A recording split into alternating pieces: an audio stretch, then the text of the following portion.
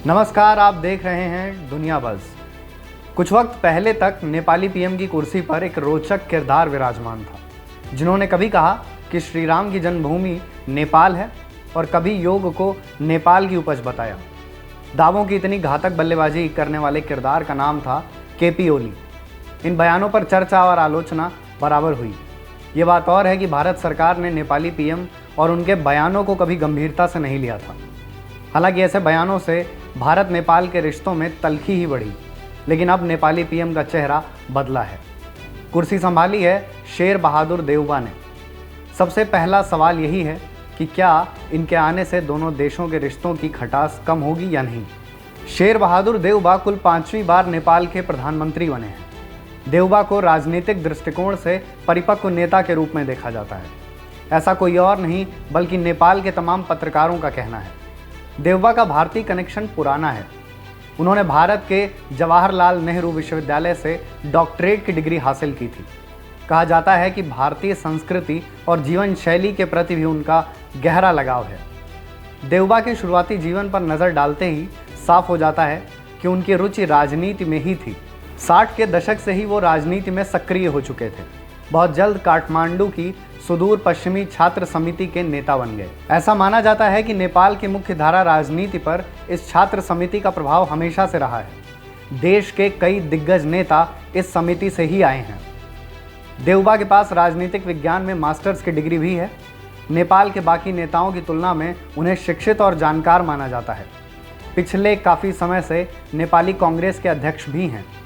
भारत के साथ साथ जुड़ाव रखने वाले देउबा को आज तक किसी भी चुनाव में हार नहीं मिली है।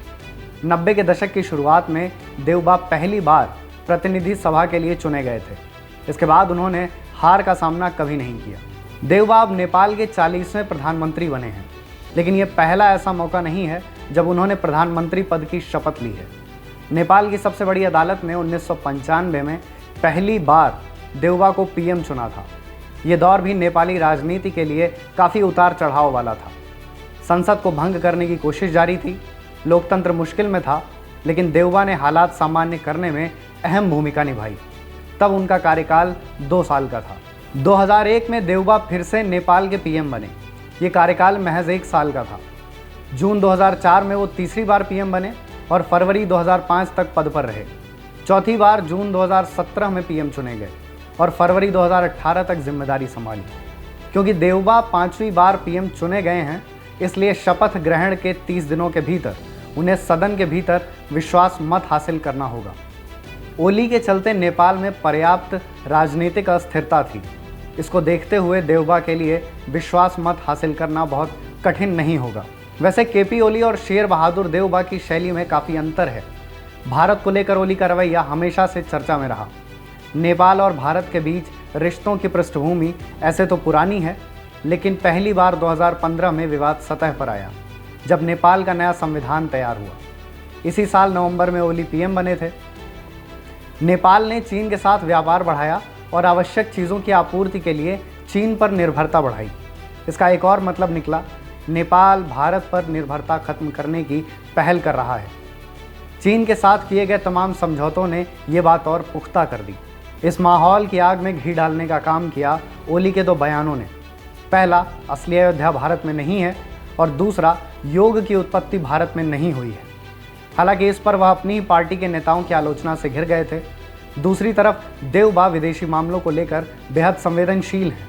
वहीं अगर नेपाल और भारत के बीच रिश्तों के अन्य पहलुओं पर नज़र डालें तो उसमें भी कई अहम बातें हैं। दोनों देशों के बीच संबंधों की सूरत 18वीं सदी में तय कर दी गई थी, लेकिन आधुनिक इतिहास के आधार पर सबसे अहम है साल 1950, जब भारत और नेपाल के बीच शांति और मित्रता संधि हुई थी। ये द्विपक्षीय संधि है जिसका उद्देश्य दोनों दक्षिण एशियाई देशों के बीच रणनीतिक संबंध बनाना है। इसकी मदद से दोनों देशों के बीच लोगों का आवागमन और विदेशी मामलों पर एक राय बनाने में मदद मिलती है। इस संधि के जरिए ही नेपाल भारत से हथियार भी खरीदता है।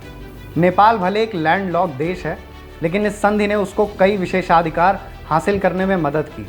दोनों देशों के बीच 1850 किलोमीटर की सीमा है, जिसमें लगभग 5 राज्य आते हैं: सिक्किम, पश्चिम बंगाल, बिहार, उत्तर प्रदेश व उत्तराखंड। सीमा को लेकर कोई बड़ा विवाद नहीं है। लगभग 98% सीमा के नक्शे पर सहमति बन चुकी है। कुछ इलाकों को लेकर बातचीत जारी है। बिहार के रक्सौल और काठमांडू के बीच सामरिक रेलवे लिंक का निर्माण भी किया जाना है। भारत और नेपाल की धार्मिक और सांस्कृतिक साझेदारी भी काफ़ी पुरानी है। 2011 से भारत हर साल नेपाल के साथ सूर्य किरण नाम से संयुक्त सैन्य अभ्यास भी करता है। इन तमाम बातों के बावजूद भारत और नेपाल के रिश्तों का पहले जैसा होना इतना सरल नहीं है। संबंधों से जुड़े तमाम सवालों के जवाब वक्त ही दे पाएगा। तो कैसी लगी आपको हमारी ये स्टोरी, हमें कमेंट करके ज़रूर बताएं और हमारे चैनल को सब्सक्राइब करना ना भूलें।